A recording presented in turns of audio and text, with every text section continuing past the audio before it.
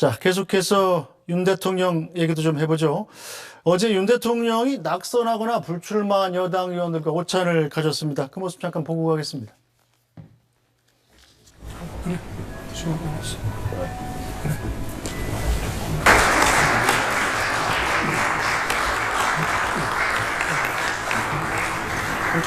그래. 최일선 현장에서 온몸으로 민심을 느낀 의원님들 여러분의 의견을 듣고 국정을 운영하는 것이 대통령으로서의 도리라고 생각합니다.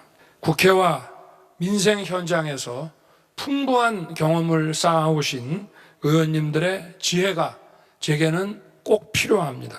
좋은 말씀, 고견을 많이 들려주시기를 부탁드리겠습니다. 정치적 운명 공동체라는 사실은 분명합니다. 여러분들께서 힘을 모아주시기를 부탁드립니다.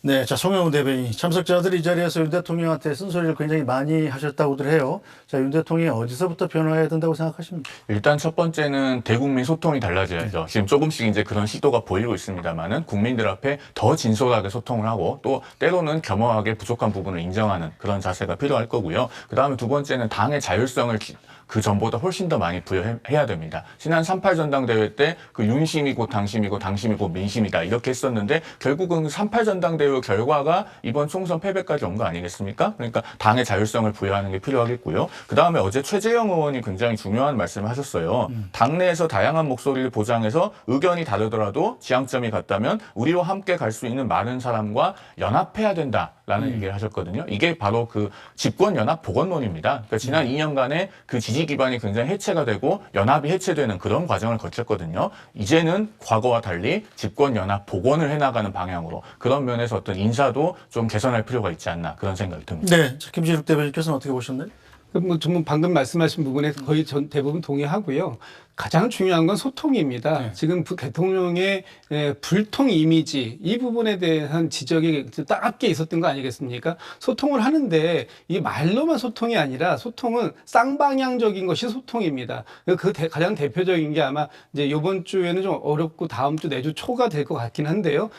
이재명 대표와의 회담 이 부분에 있어서 그 좀 마음을 터놓고 뭐 좀 받아들이는, 그 많이 듣는 쓴소리는 당내의 쓴소리만 약이 아니라 야당의 쓴소리도 약이 될 수 있다. 이런 좀 그 포용력을 좀 가지셔야 될 것 같고요. 네. 부분이 뭐 같이 그 말씀이 끝나신 이후에 공동 기자회견 같은 거 이런 모습들 보여주는 거 아주 좋은 소통의 모습이 될 수 있다고 보입니다.